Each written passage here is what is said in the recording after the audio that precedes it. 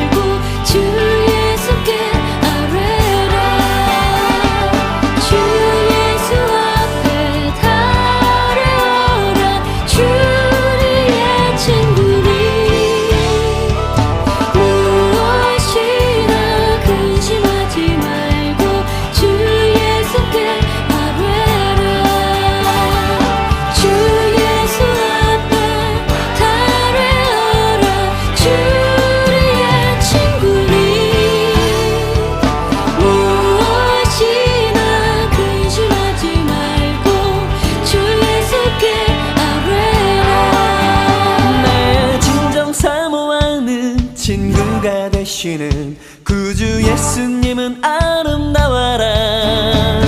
산 밑에 백합하여 빛나는 새벽별 주님 영원의 길 아주 없도다. 내 마음이 아플 적에 큰 위로 되시며 나 외로울 때 좋은 친구라. 주는 저 산 밑에 백합 빛나는 새벽별 이 땅 위에 비길 것이 없도다. 내 몸의 모든 염려 이 세상 고랄까 나와 항상 같이 하여 주시고 시험을 당할 때에 악마의 계교를 즉시 물리치사 날 지키시네. 온 세상 날 버려도 주 예수 안 버려 끝까지 나를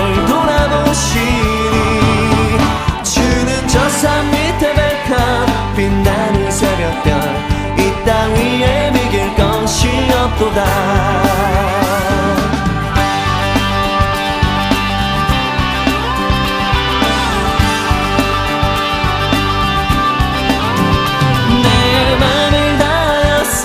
주님을 따르면 길이 나를 사랑하리니 물불이 두렵지 않고 창검이 겁없네. 주는 높은 산성 내 방패시라. 내 영혼 먹이시는 그 은혜 누리고 나중에 주를 뵙기 원하네. 주는 저 산 밑에 백한 빛나는 새벽별 땅 위에 이길 것이 없도다. 내 영혼 먹이시는 그 은혜 누리고 나중에 주를 뵙기 원하네. 주는 저 산 밑에 백한 빛나는 새벽별 이 땅 위에 이길 것이 없도다. 이 땅 위에 이길 것이 없도다. 이 땅 위에 이길 것이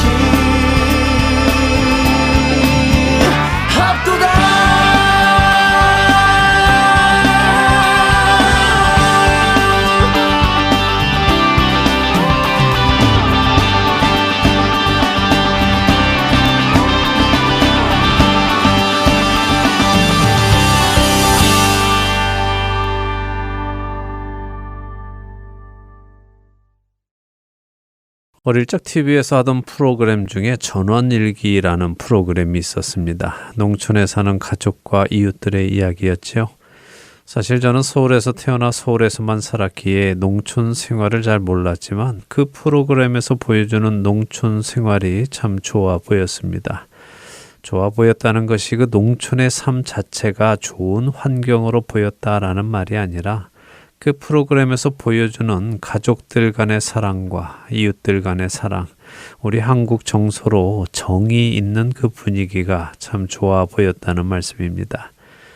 많은 반찬이 있는 것도 아니고 화려한 식탁도 아니지만 동그란 작은 밥상 몇 개에 대식구들이 옹기종기 모여 앉아서 즐거운 얼굴로 식사를 하는 모습, 마당에 펌프에서 물을 받아 쭈그리고 앉아서 머리를 감던 모습, 상을 들고 바깥에 있는 부엌까지 힘들게 옮겨 다니는 모습까지도 모두 다 정겹게 느껴졌습니다.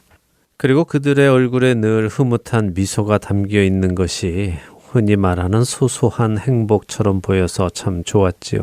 그리고 저도 저렇게 소소한 행복을 느끼며 살아가고 싶다 하는 생각을 했었습니다. 참 희한하게도 불과 12~13살밖에 되지 않았던 제 마음에 화려하고 세련된 삶을 살고자 하는 마음보다는 저렇게 순수한 삶을 살고 싶은 생각이 들었었습니다.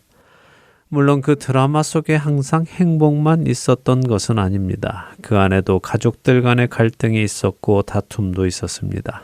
슬픈 일도 있었고 가슴 아픈 일들도 있었지요.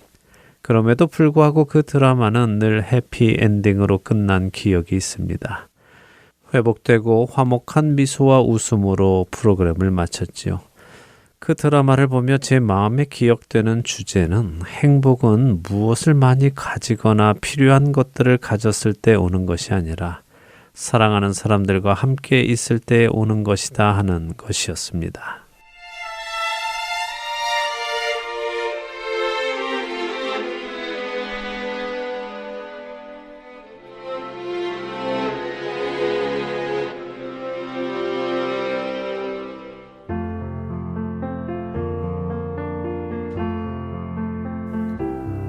이 세상에 근심된 일이 많고 참 평안을 몰라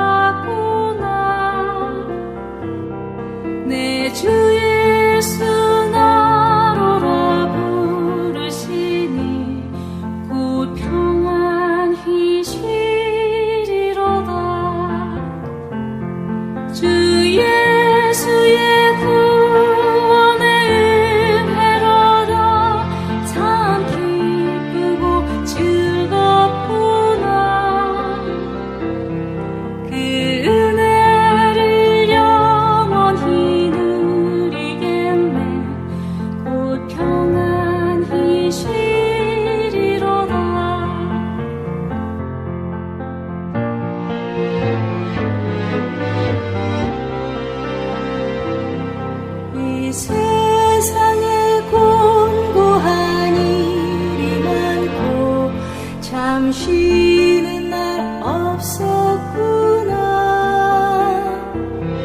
내 주 예수 날 사랑하시오니 곧 평안히 쉬리로다. 주 예수의 구원의 은혜로다. 참 기쁘고 즐겁구나. 그 은혜를 영원히 누리겠네. 곧 평안히 쉬리로다.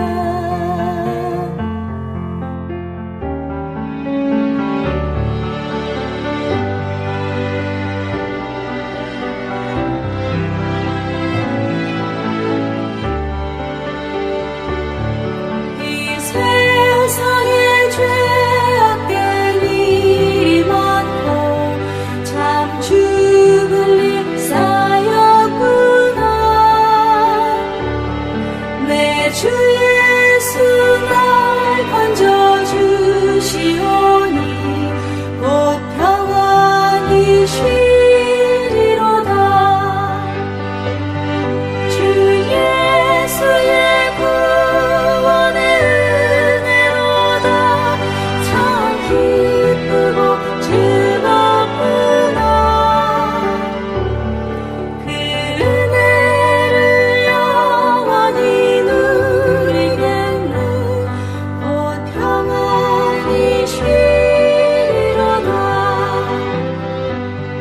그 은혜를 영원히 누리겠네.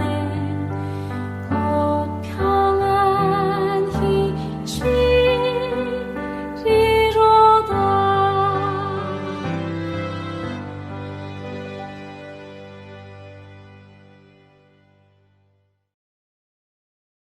우리가 믿는 예수 그리스도 그분의 이야기를 성경은 복음이라고 부릅니다. 기쁜 소식이라고 하지요.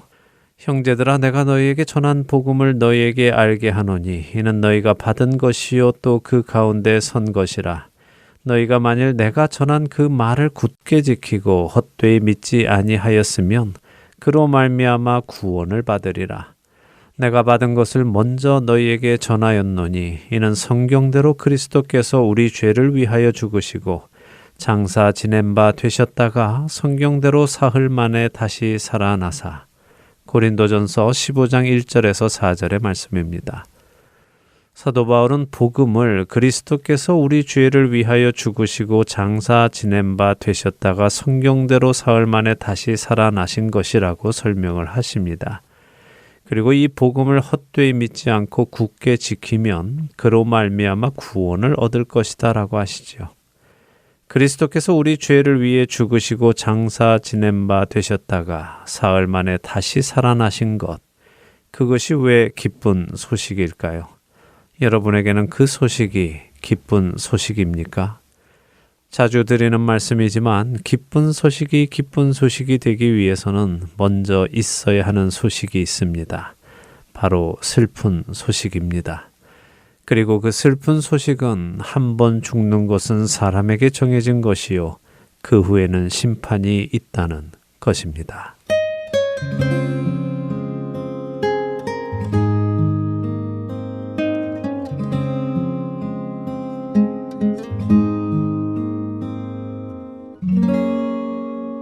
주 음성 외에는 더 기쁨 없도다. 날 사랑하신 주 늘 계시옵소서. 기쁘고 기쁘도다. 항상 기쁘도다. 나 주께 왔사오니 복 주옵소서.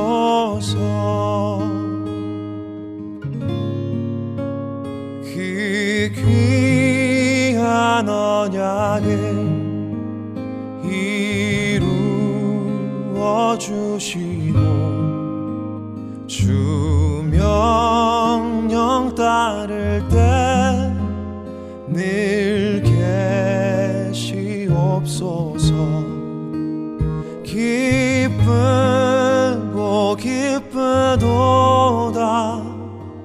항상 기쁘도다 나 주께 왔사오니 복 주옵소서.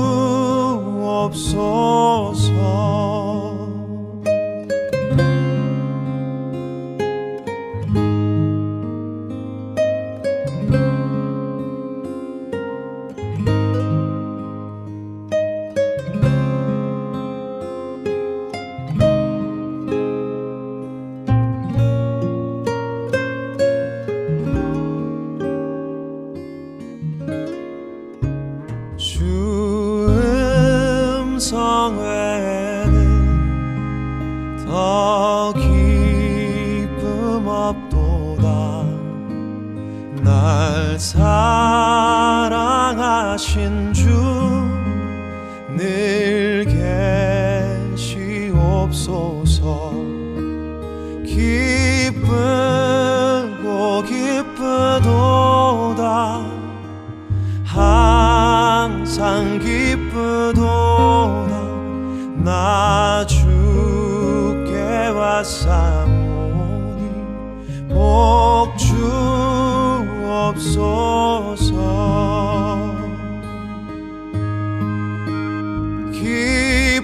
기쁘고 기쁘도다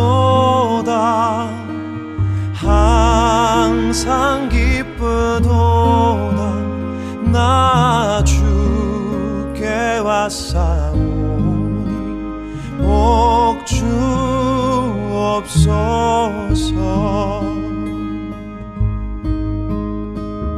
나 주께 왔사오니 복 주옵소서.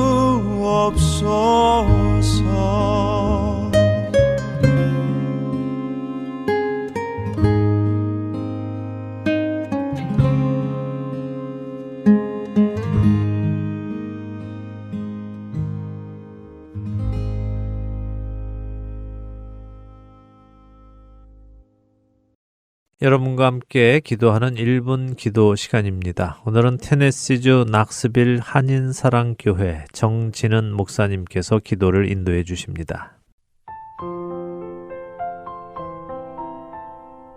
할텐 서울 복음방송 1분 기도 시간입니다. 저는 낙스빌 한인사랑교회를 섬기는 정진은 목사입니다. 요즘 정세를 보면 정말 많은 한탄과 기도가 나올 수밖에 없는 것 같습니다. 지정학적 경쟁, 갈등, 그로 인한 전쟁, 기근, 경제 성장의 둔화, 심각한 양극화, 기후의 변화, 정서적 불안, 우울, 4차 산업혁명에 대한 불안함, 어디 하나 마음 편한 뉴스는 없는 시대를 우리는 걸어가고 있는 것 같습니다. 이럴 때 우리에게 필요한 것은 말씀과 기도인 것 같습니다. 그래서 오늘 이 시간은 하나님의 백성으로서 이 어두워져가는 세상 속에서 하나님의 말씀으로 온전히 분별하고 기준을 세울 수 있는 우리가 될 수 있도록 마음 다해 기도해야 될 것 같습니다. 어두워져가는 세상 속에서 말씀으로 기준을 삼고 말씀으로 분별하는 말씀의 사람이 되기 위해 우리 다 함께 기도하며 나가겠습니다. 함께 기도하겠습니다.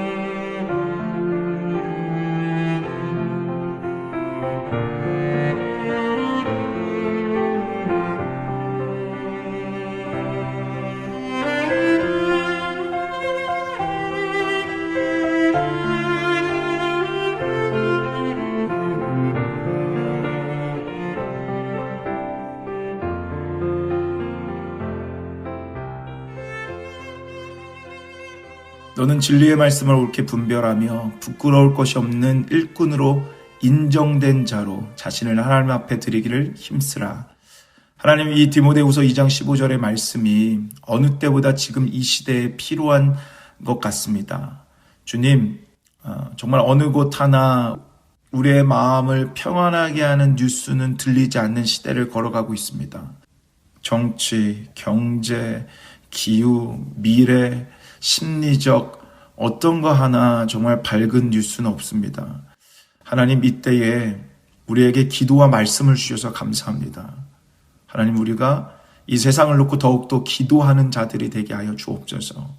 그리고 원하고 바라는 것은 어디에 마음을 두고 무엇이 옳고 그름인지를 우리가 분간할 수 없는 이 시대 속에서 하나님의 진리의 말씀을 옳게 분별하여 그 말씀 때문에 흔들리지 않으며 그 말씀 때문에 소망의 삶을 살아가는 우리가 될 수 있도록 하나님 축복하여 주옵소서.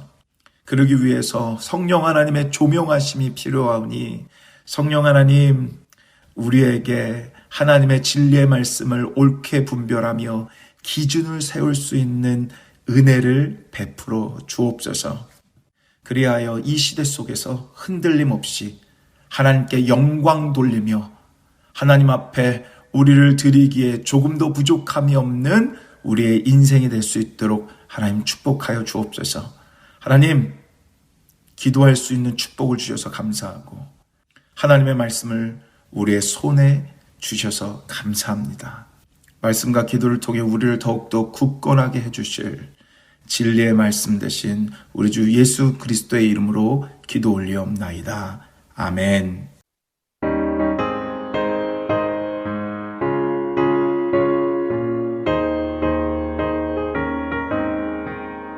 주의 진리 위해 십자가 공기 하늘 높이 들고서 주의 군사 되어 용맹스럽게 찬송하며 나가세 나가세 나가세 주 예수만을 위하여 목숨까지도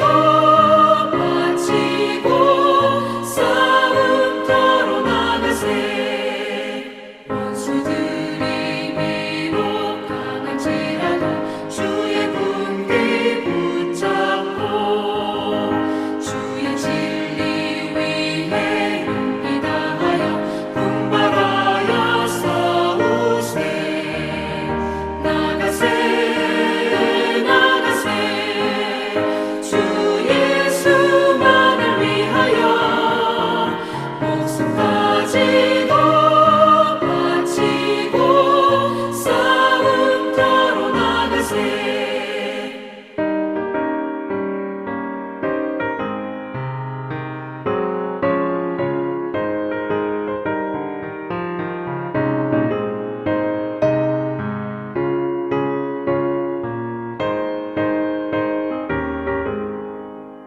산과들과 바다 가는 곳마다 주의 군기 날리며 한답고도 기쁜 승리의 소식 온 세상에 전하세 나가세 나가세 주 예수만을 위하여 목숨까지도 바치고 싸움터로 나가세 원수들은 이미 예수의 손에 하나 없이 패하고 주의 군기만이 영광스럽게 옥누리에 날리네 나가세 나가세 주 예수만을 위하여 목숨까지도 바치고 싸움터로 나가세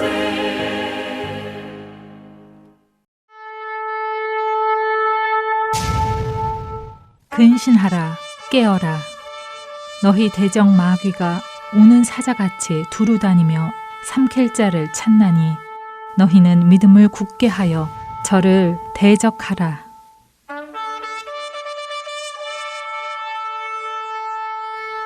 세상은 점점 어둠 속으로 들어갑니다.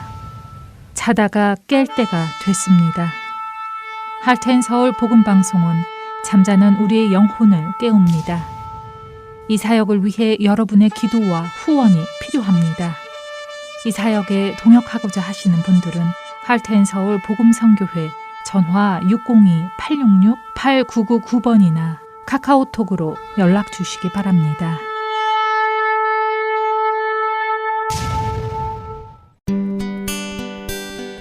기쁜 소식 사랑으로 땅끝까지 전하는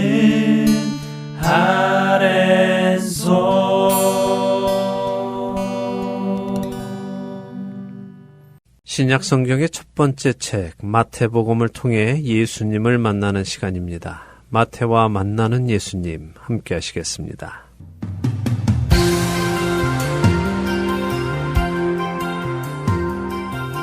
애청자 여러분 안녕하세요. 예수님을 알아가는 시간입니다.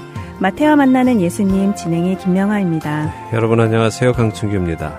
유대 광야에서 회개의 말씀을 전하며 회개하고자 하는 자들에게 세례를 주던 요한 앞에 바리새인들과 서기관들이 나왔는데 세례 요한은 그들을 독사의 자식들이라고 부르며 책망을 했습니다. 네.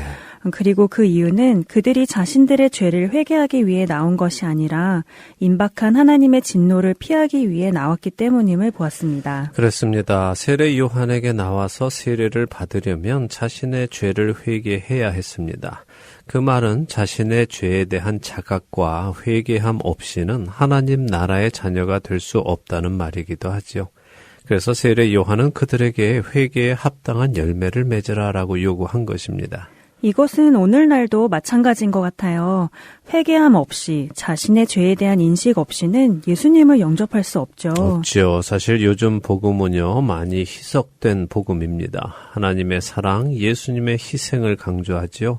반대로 죄에 대해서는 언급을 피합니다.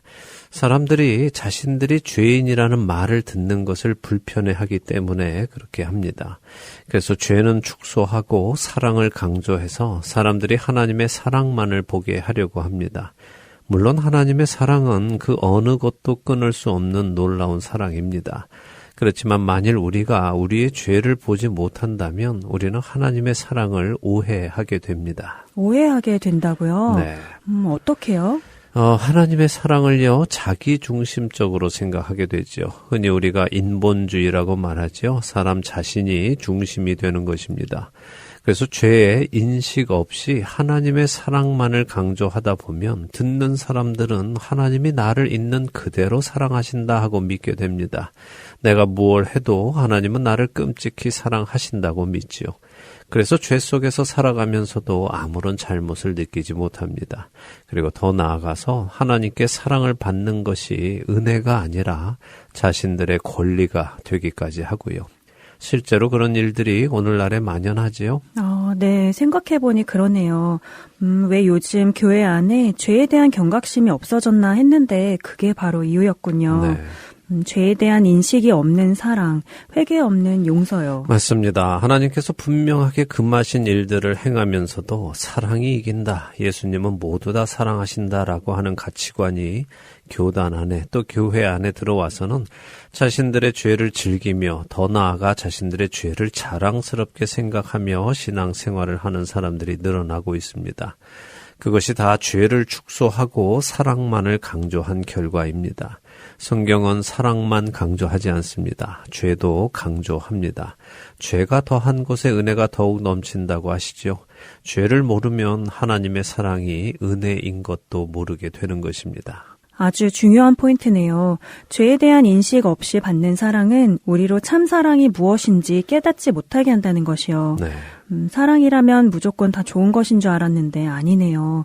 참된 사랑이 무엇인지 알아야 한다는 생각이 듭니다. 네, 하나님을 알아가면요, 참된 사랑이 무엇인지 알게 됩니다. 그래서 우리가 계속 성경을 공부하는 것이고요. 자, 그럼 하나님을 오늘 더 알아가 볼까요? 오늘 이제 예수님께서 세례 받으시는 장면을 보도록 하겠습니다. 마태복음 3장 13절에서 17절까지 읽고 오늘 이야기 나누겠습니다. 네, 마태복음 3장 13절부터 읽습니다.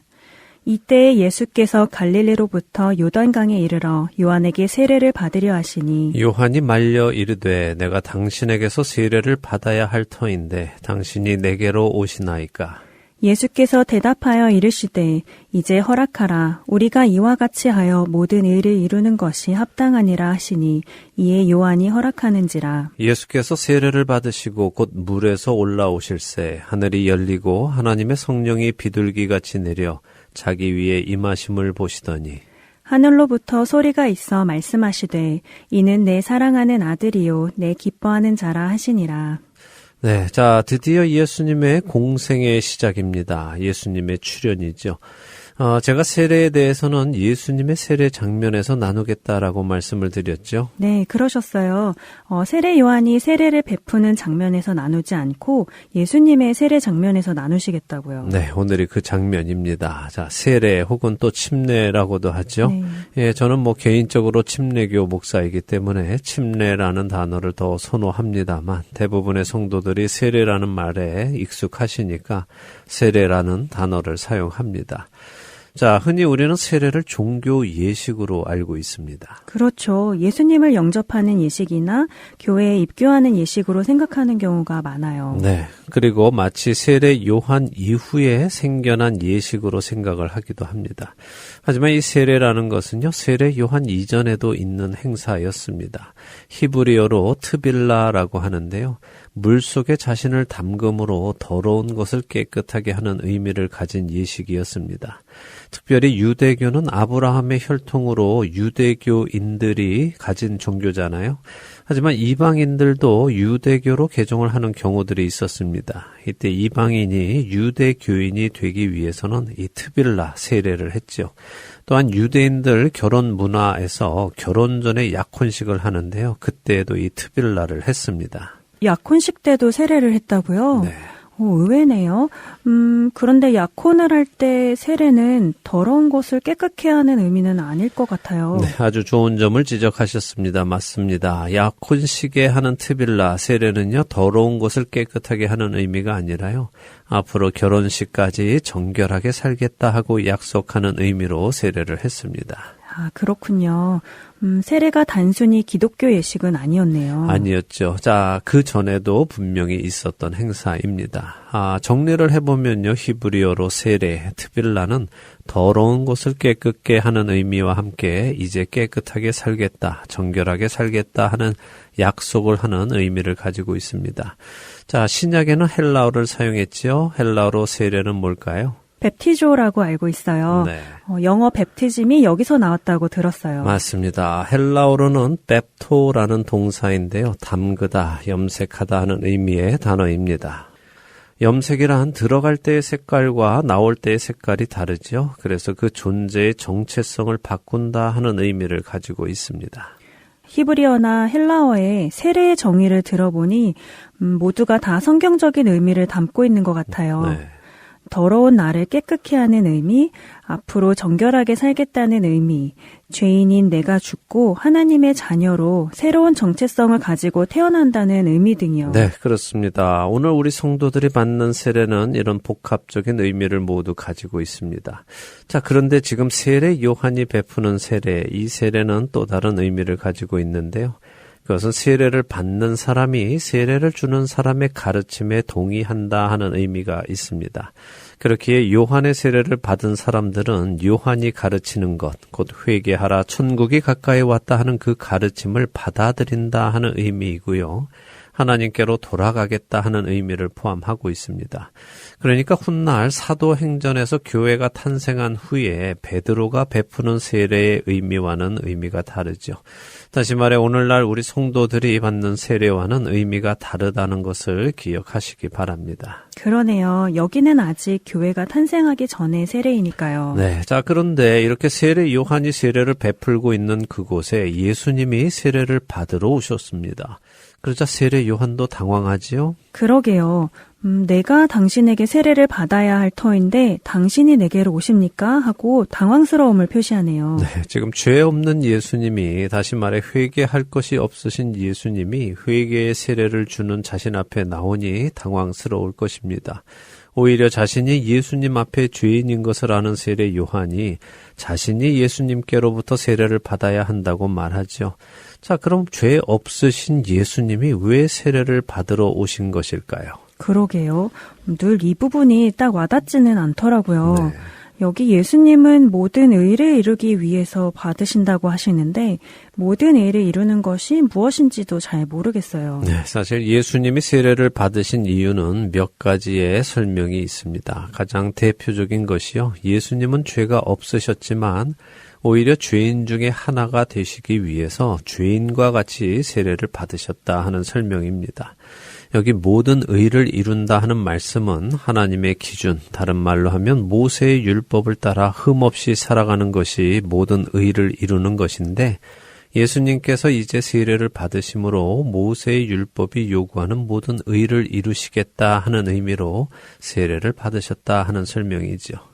죄가 없으시지만 죄인인 인간을 대신해서 죄인 중에 하나가 되시고 이제 율법의 의를 이루시겠다 하시는 의미라는 말씀이군요. 네, 그렇습니다. 자, 둘째로는 비슷하긴 한데요. 하나님을 향한 순종, 곧 의를 완성하시기 위한 시작으로 세례를 받으셨다 하는 것을 강조합니다. 죄가 없으시지만 하나님이 그렇게 하라고 하셨기에 그 하나님의 말씀에 순종하심으로 모든 의를 완성하기 시작하셨다 하는 것이죠. 하나님의 말씀에 순종을 강조한 것이네요. 맞습니다. 마지막으로는 예수님의 세례를 예수님의 공생의 시작을 알리는 신호탄으로 보는 것입니다. 이렇게 세례를 받으심으로 하나님의 모든 공의, 곧 죄를 향한 심판과 은혜로 구원을 시작하는 일을 시작하셨다 하는 것으로 보는 것이죠. 오, 이것도 의미가 있네요. 예, 모두가 다 의미가 있습니다. 그러니 그렇게 다 받아들이시면 되겠습니다. 저는 거기에 한 가지만 더 의미를 더해드리고 싶은데요. 그것은 예수님의 대제사장으로의 역할입니다. 대제사장으로의 역할이요? 네, 예수님은 하나님의 어린 양으로 제물이 되셨지요. 네. 하지만 동시에 예수님은 대제사장으로 그 제사를 지내는 분이기도 하십니다. 그렇죠. 히브리서는 예수님이 우리의 대제사장이라고 하시니까요. 네, 맞습니다. 대제사장이 하는 일은 백성들과 하나님을 이어주는 일입니다. 백성들 대신에 제사를 지내서 죄인들인 백성들이 하나님 앞에 죄사함을 받고 나오는 길을 열어주는 것이 대제사장이 하는 일이죠. 자, 그런데 그 대제사장이 일을 하는 성막을 보면요, 물두멍이라는 것이 있습니다. 물을 받아놓은 노수로 만든 송구입니다. 이 대제사장은 성막에 들어와서 제사를 지내기 전에요, 가장 먼저 이 물두멍에 가서 자신의 손과 발을 씻습니다. 그리고 제물을 잡고 제사를 지내지요. 그럼 대제사장이 백성들을 위한 제사를 지내기 위해 물두멍에서 손과 발을 씻는 것처럼 예수님도 대제사장으로 백성들을 위한 제사를 지내시기 위해 세례를 받으시며 그 일을 시작하신다고 보신다는 것이죠? 네, 맞습니다. 저는 그 의미도 담겨 있다고 봅니다. 그것도 일리가 있네요. 말씀하신 것처럼 예수님의 세례에는 여러 의미들이 담겨 있는 것 같아요. 네, 우리가 다 이해할 수 없는 더 많은 의미들도 또 담겨 있을 것 같습니다. 자, 어쨌든 이렇게 해서 예수님의 공적인 삶, 공생애가 시작이 됩니다. 예수님이 세례를 받으시고 물에서 올라오실 때에 하나님의 성령이 비둘기같이 내리셔서 예수님 위에 임하십니다. 그리고는 하나님의 음성이 들렸습니다. 하나님의 말씀이 임했죠. 삼위일체의 하나님이 함께 계심을 볼 수 있는 것 같아요. 네. 마치 창세기 시작에 천지를 창조하시던 모습과도 같아요. 맞습니다. 창세기 1장 2절에 하나님께서 첫 번째 세상을 창조하실 때 하나님의 영이 수면 위에 운행하셨다라고 하시죠. 하나님의 영이 수면 위에 운행하셨다 하는 말씀 중에 운행하다라는 말은 히브리어 베라하프라는 단어로요, 새가 알을 품다, 새가 날개를 치다 하는 의미입니다. 그래서 첫 세상을 성령님께서 품으시고 그 속에서 생명이 창조되었죠. 여기 예수님 위에 성령님께서 마치 비둘기처럼 내리시며 그분을 품으시는 모습이 연상이 됩니다. 그리고 그 속에서 우리를 위한 새로운 생명을 창조해 주실 것을 기대할 수 있고요. 하나님의 놀라운 창조의 은혜를 볼 수 있는 것 같아요. 네, 이렇게 세례받고 올라오시는 예수님을 향해서 하나님 아버지께서 이는 내 사랑하는 아들이요 내 기뻐하는 자라라고 말씀해 주십니다. 자, 이 말의 의미, 곧 내 사랑하는 아들이요라는 말의 의미는 이 예수님이 하나님의 품속에서 나오신 분이다 하는 의미입니다. 하나님의 품속에서 나오신 분이라는 의미요? 네. 그게 무슨 의미인가요? 예, 조금 어려운 개념이기도 한데요. 사실 성경의 개념에서는요, 아버지와 아들은 하나입니다. 둘이 따로가 아니죠. 아버지와 아들이 하나라고요? 네. 잘 와닿지는 않네요. 예, 잘 와닿지 않죠. 우리는 아버지와 아들은 따로따로 인격체로만 생각하지 아버지와 아들이 하나다라는 생각은 하지 않습니다. 그런데 유대인들 곧 성경적인 문화에서는 아버지와 아들이 따로가 아니라 하나입니다. 왜냐하면 아들은 아버지의 몸 안에서 나왔기 때문이죠. 아버지의 씨가 어머니의 몸에 들어가서 잉태하여 태어난 것이 아들이죠. 그래서 그 아들은 아버지의 분신이라고 생각하는 것이 유대의 문화입니다. 아, 그런 의미로 아버지와 아들이 하나라는 것이군요. 네. 아들은 원래는 아버지의 몸의 일부였다는 의미로요. 그렇습니다. 그렇기에 예수님이 하나님을 아버지라고 부르시는 것은 당연한 일입니다. 왜냐하면 예수님은 하나님 아버지께로부터 나오신 분이니까 그렇죠. 그렇네요. 네, 그런데 유대인들에게는 예수님의 그 말씀이 신성모독입니다. 왜 그렇습니까?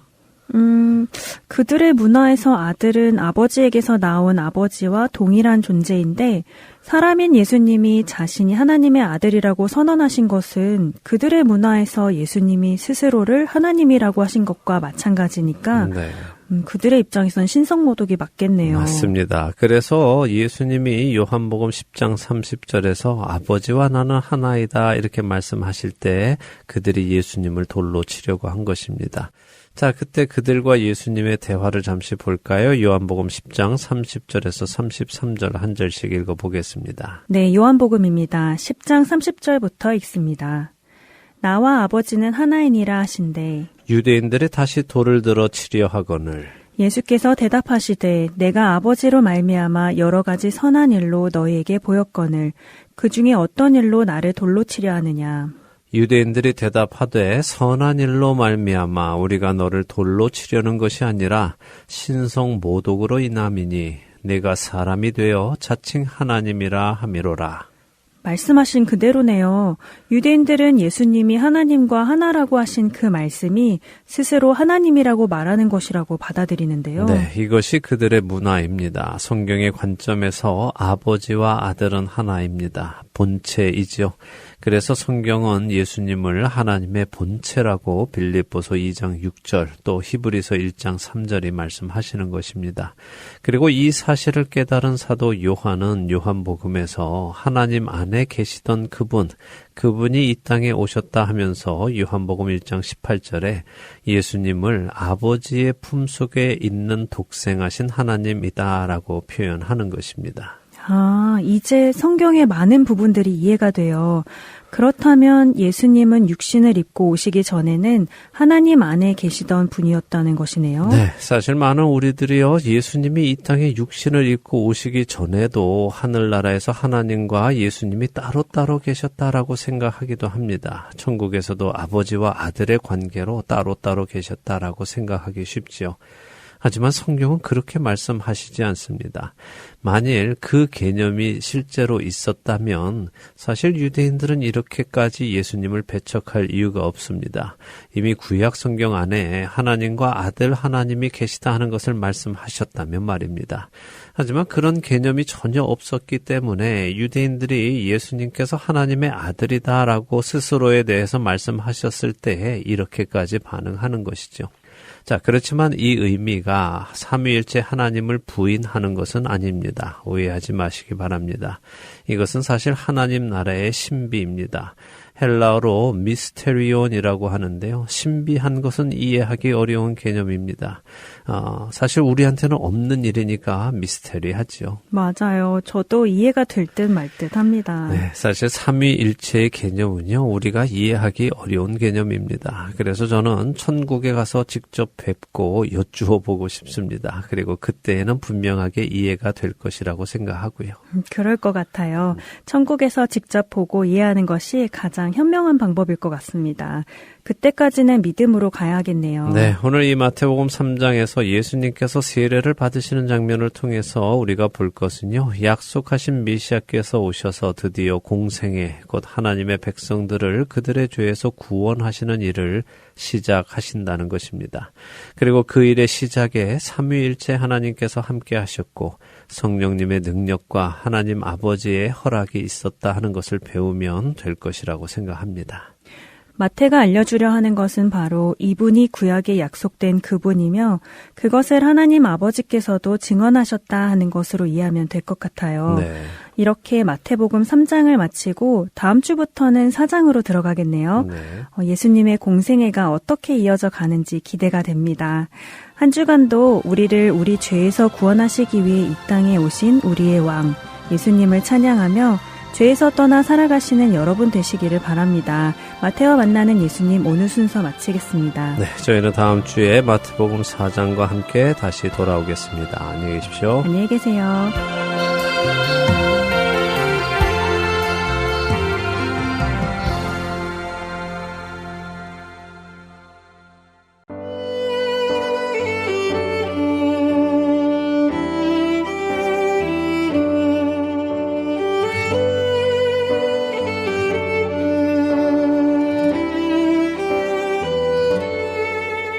나의 기쁨 나의 소망 되시며 나의 생명이 되신 주 밤낮 불러 찬송을 드려도 늘 하신 마음뿐일세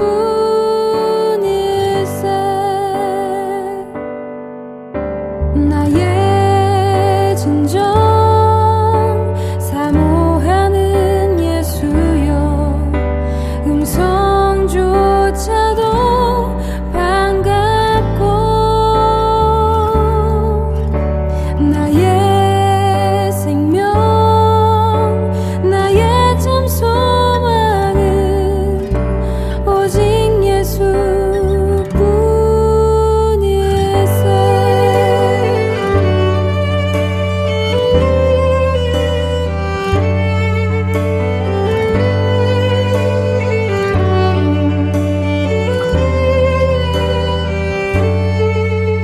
나의 기쁨 나의 소망 되시며 나의 생명이 되신 주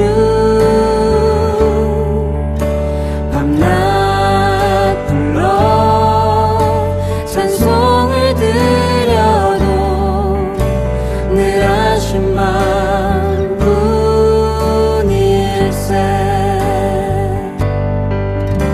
나의 진정 사모하는 예수여 음성조차도 반갑고 나의 생명 나의 참 소망은 오직 예수뿐일세 주 얼굴 한 번 배운 적 없으나 그 눈빛 내게 깃들고 주 손 한 번 나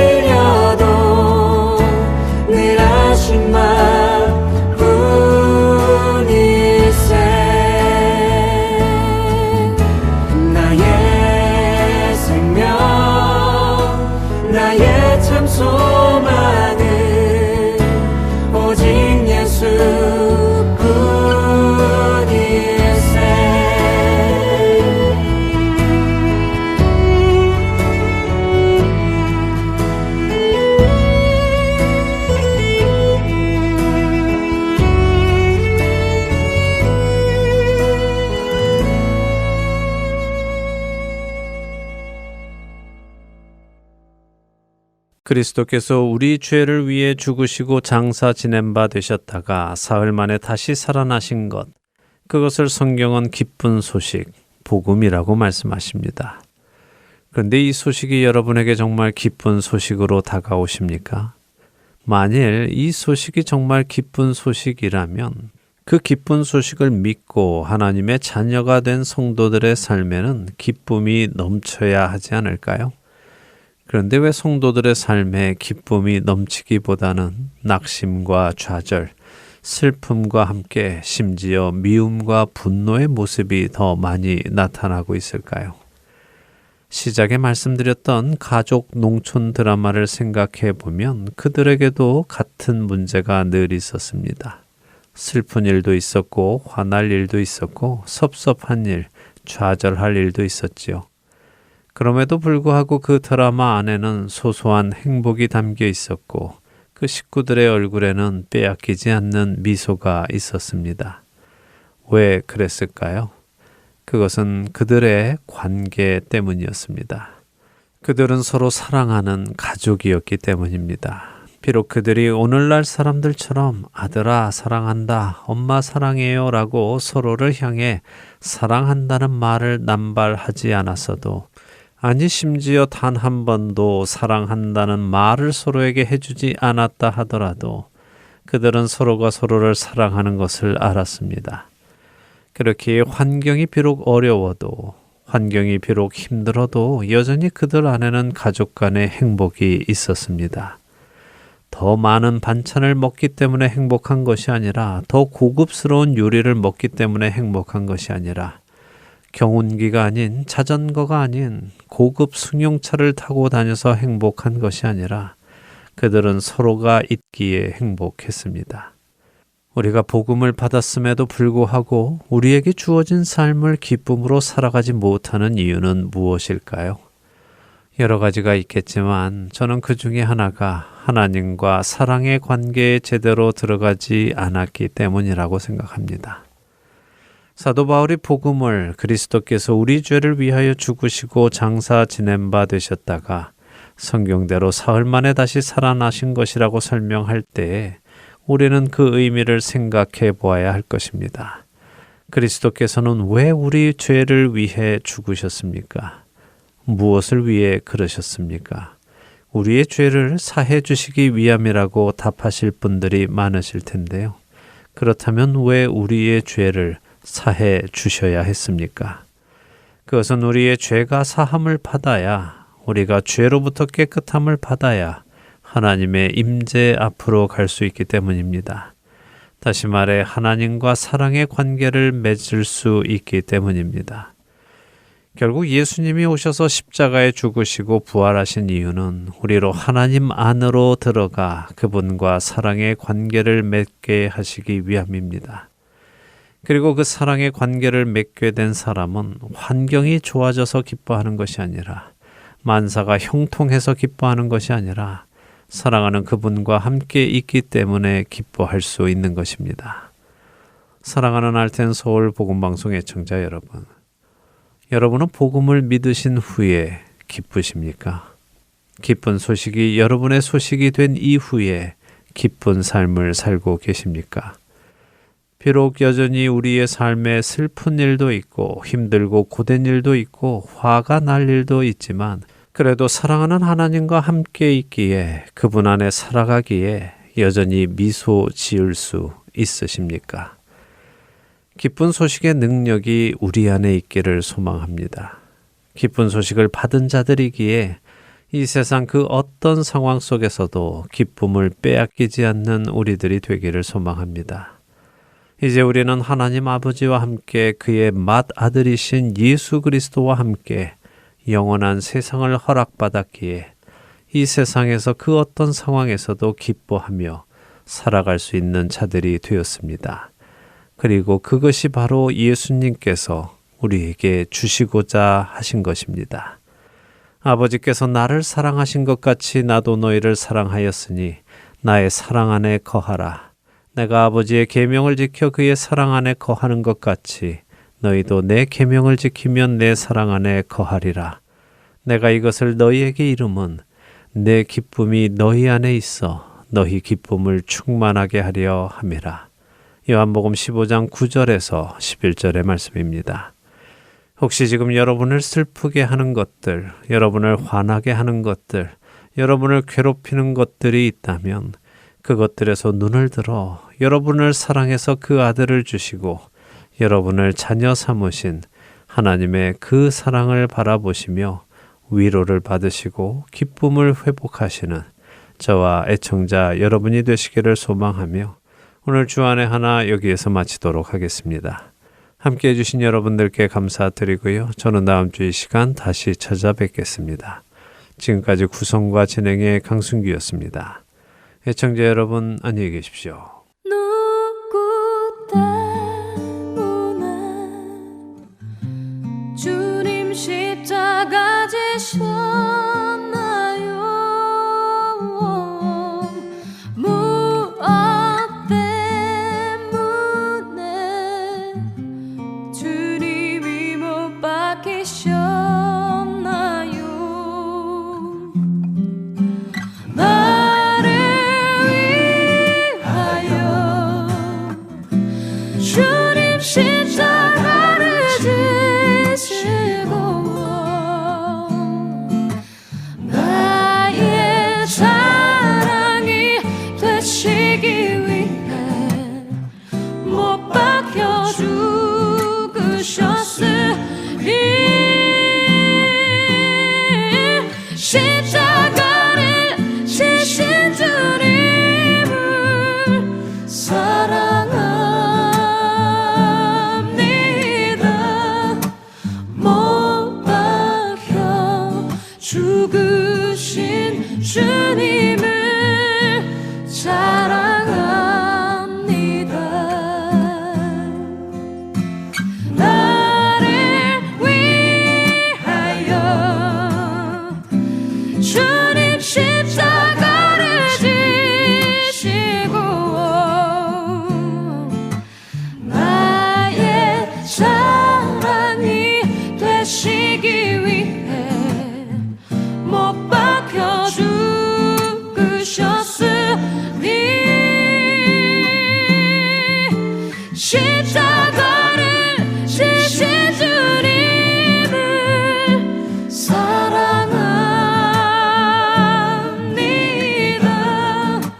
못 박혀 죽으신 주님을